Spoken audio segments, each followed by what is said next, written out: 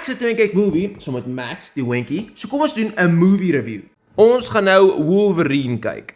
Ek dink nie ek ken iets van hom nie, so hierdie gaan basies 'n hele nuwe review wees. Op die oomblik is ek nog steeds clueless, ek weet niks van hierdie scenery af nie.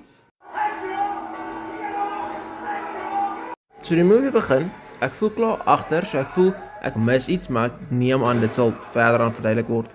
Wat ek nie kan verstaan nie, hè, ons sit 'n ou op die dak, maar niemand sien hom nie. En is 'n oop dak, so kyk daar. Hy sit daar en die mense is daar, maar hulle sien hom nie. Okay, ek dink nie Max is regtig interested nie, maar die movie is okay.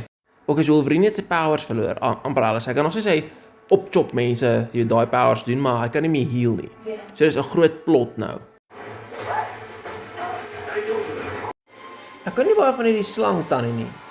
Sy's 'n bietjie weird, jy weet. Just kyk, nou so hare net ewe skielik af.